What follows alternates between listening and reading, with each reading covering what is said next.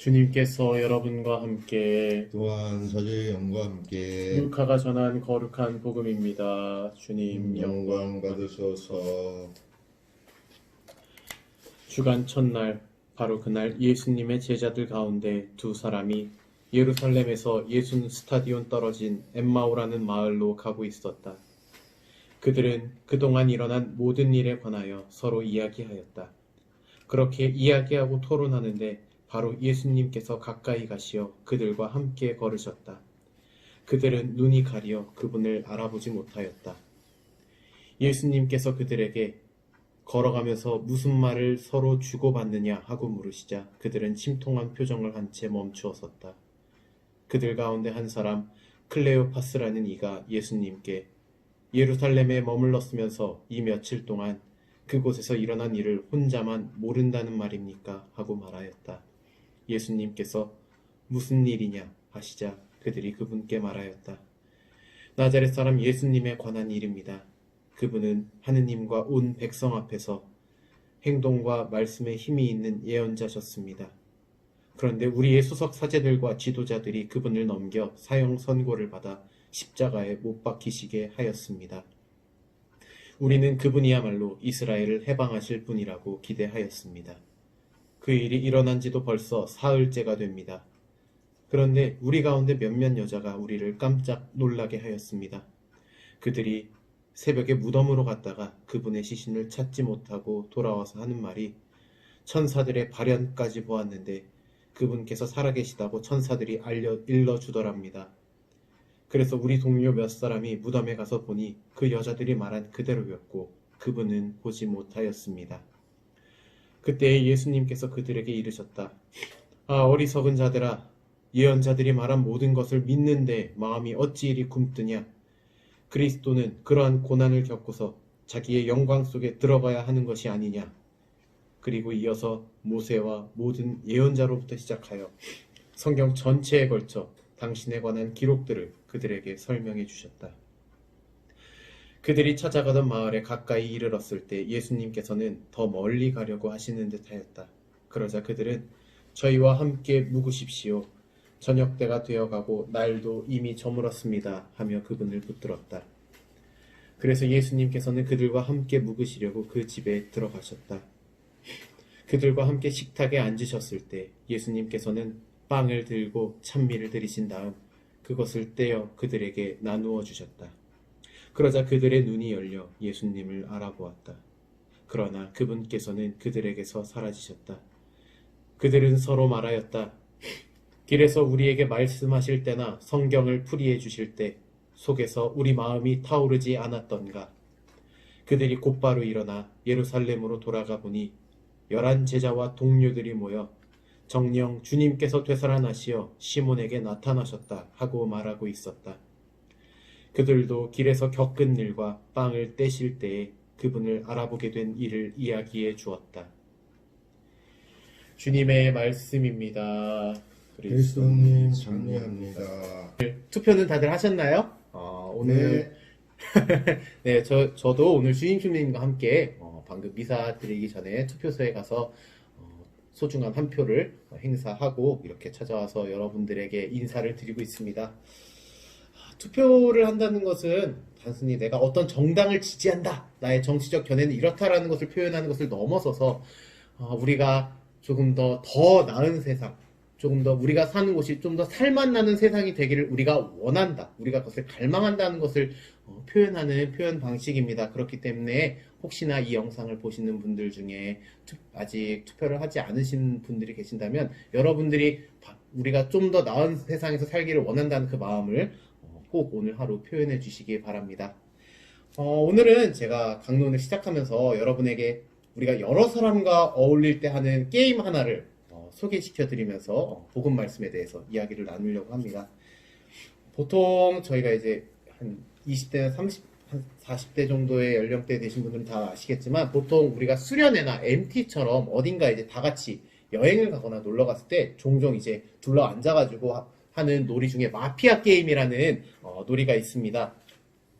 이 놀이는 어떤 놀이냐면 한 명이나 혹은 소수의 마피아를 맡을 사람들과 시민을 맡는 사람들이 서로 역할을 정해서 하는 일종의 역할극 놀이입니다. 그 놀이의 규칙이 어떻게 되냐면 이제 이 놀이 중에서 마피아의 역할을 맡는 한 사람 혹은 소수의 사람들은 이게 자신이 게임 중에 내가 마피아라는 사실을 들키지 않으면서 다른 많은 시민들이 있죠. 무고한 시민들을 다 게임 중에 제거하게 되면은 이 마피아가 승리를 하게 되는, 혹은 반대로 시민의 역할을 맡은 사람들 같은 경우에는 그 마피아가 아닌 척, 시민인 척 연기를 하고 있는 마피아 같은 사람을 지목해서 그 마피아를 게임에서 찾아냈을 때 시민들이 승리하게 되는 게임을 마피아 게임이라고 합니다.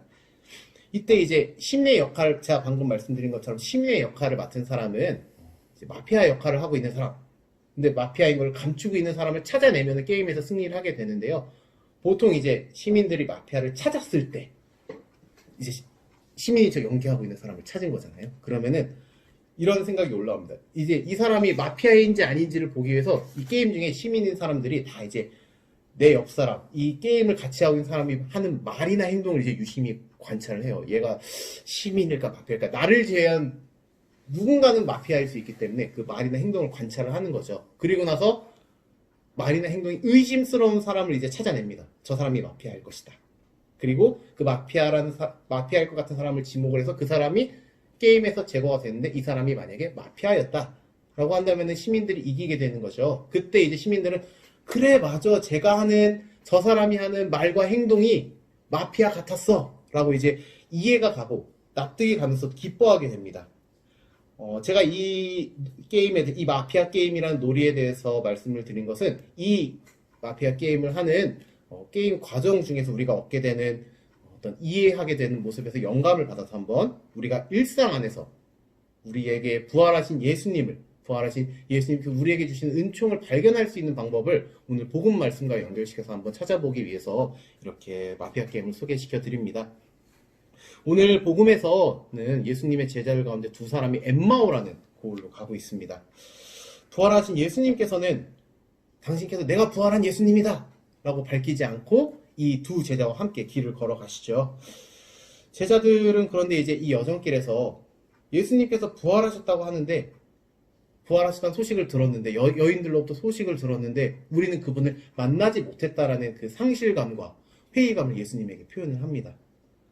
그러니까 예수님은 내가 부활하신 예수님인데 그걸 밝히지는 못하시고 밝히시진 않으시고 오히려 근데 또 이제 부활하신 당신이 옆에 있는 것을 알아보지 못하니까 답답하셔서 이제 당신이 누구이신지를 성경 전체에 있는 내용들, 모세로부터 시작해서 예언자들로까지 이어지는 이 내용들을 설명해 주시면서 당신이 누구이신지를 알려주십니다. 그리고 나서 이제 밤이 되어서는 빵을 들고 찬미를 드리신 다음에 이 제자들에게 나누어 주시죠. 함께 여정길을 갔던 그 두 제자는 빵을 받고 나서 나와 우리와 함께 길을 걸었던 분, 성경을 풀이해 주신 분이 예수님이시라는 점을, 예수님이셨다는 점, 부활하신 예수님께서 우리와 함께 하셨다라는 점을 알게 됩니다. 그제서야 이제 이 두 제자는 자신들과 함께 동행했던 예수님의 말과 행동을 이해하고 이렇게 외치죠. 길에서 이분이 우리에게 말씀하실 때나 성경을 풀이해 주실 때 우리 마음속에서 이 뜨거운 마음이 타오르지 않았던가? 그제 부활하신 예수님이라는 걸 알게 되었을 때 그들은 이제 기쁨에 타오르게 되는 것입니다.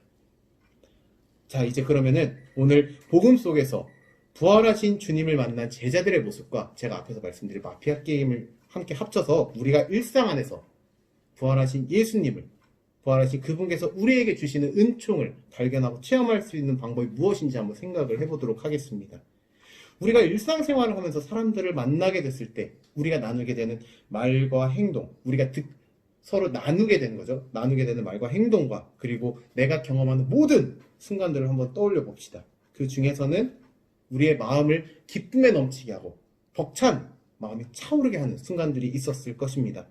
어떻게 보면 우리를 기쁘게 하고 마음이 벅차오르게 하는 바로 그 순간이 우리에게 언제나 벅찬 가슴을 안고 매일매일 살아갈 힘을 주시는 부활하신 예수님을, 그분께서 우리에게 주시는 은총을 발견하고 체험하는 순간일 것입니다.